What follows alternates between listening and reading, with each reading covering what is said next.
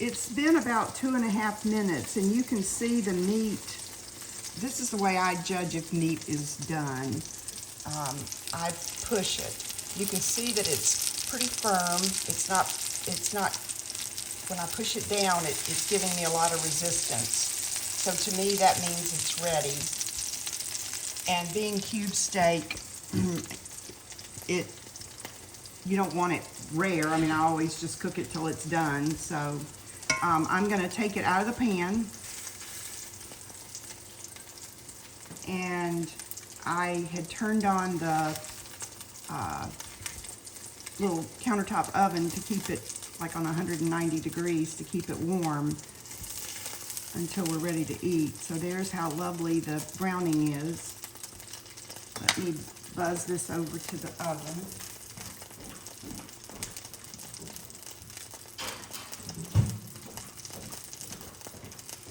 So I think you can see all the little goodies left in the pan, and that's what we want. We want the goodies. So I'm going to turn this down and while I explain about gravy so that I don't burn this, what's left in the pan. So like I said, I use evaporated milk, and I usually make a little extra than what I think we're going to eat because the doggies really like it on their food the next morning. So evaporated milk, shake the cans. And what we're going to do is we're going to use equal amounts of evaporated milk and water. Actually, evaporated milk mixed 50-50 with water has the same nutritional content as whole milk. But this process of cooking it evaporating it to make evaporated milk gives it just a real yummy undercurrent flavor. So I'm going to make 2 cups. So I'm going to pour, this isn't quite a full can because these are 5-ounce cans. But if you have any leftover evaporated milk, if you pour it in your jug of drinking milk, makes it even better. So I'm going to take this 1 cup and add another cup of water.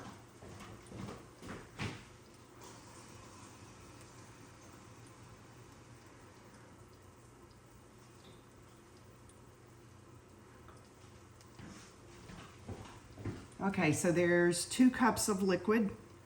Now with flour, how thick you want the flour depends on how much, how thick you want the gravy depends on how much flour you use. So the magic formula is equal parts of fat, which is what is in the pan, and flour to 1 cup of liquid. So if you want really thick gravy, you would do 2 tablespoons of flour and 2 tablespoons of fat. Thinner gravy, you'd use 1 tablespoon of fat and 1 teaspoon of flour to every cup of cool liquid.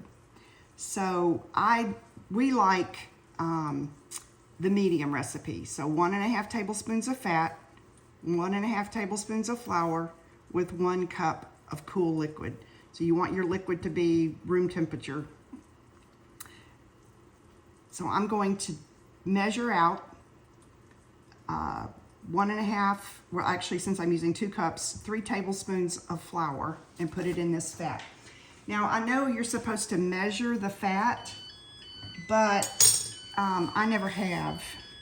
So that's probably not a whole lot of fat left. Some of it was absorbed by the meat. So I'm going to add a little bit more fat. I'm going to turn my heat back to about medium. And during the time that we've been talking, you can see that these things have browned pretty good. That's okay. As long as they're not burnt, you're good. So I'm going to measure out my 3 tablespoons of flour and shake it around. And what it's doing right now is it's starting to sizzle, which is what you want. Now, if a lot of flour has been left in your pan that came off the meat, that's okay. You might want to back off just a hair on the amount of flour you add at this point. But gravy can be pretty forgiving. You can add more liquid easier than you can add more thickening. So I won't get into adjusting gravy on this video because I can't say that I'm any expert at it, but you can see I am stirring the gravy with the oil. And one thing, and what I'm hoping to do is to brown this mixture. You can see it's still pretty white. So I want to brown it a little bit. The trick with gravy, or one of the tricks, is the more it's browned, the less thickening power it has. So I don't know if you are familiar with a roux, which basically this is a roux. A roux is when you mix flour and fat and brown it.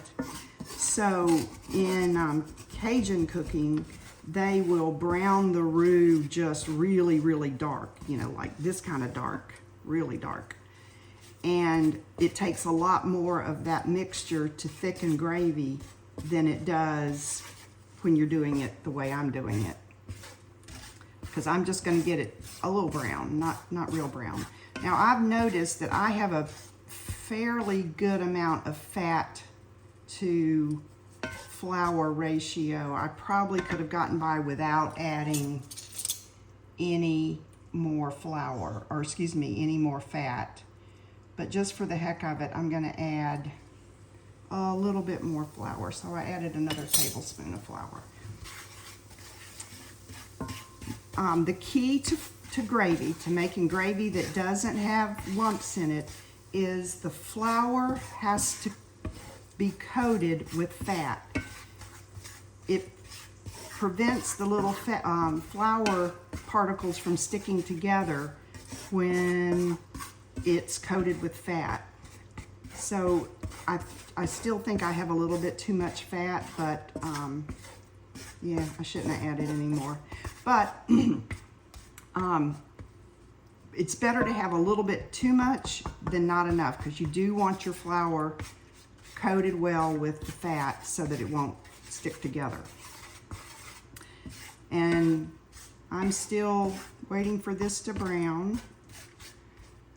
I'll probably let it get a little bit browner.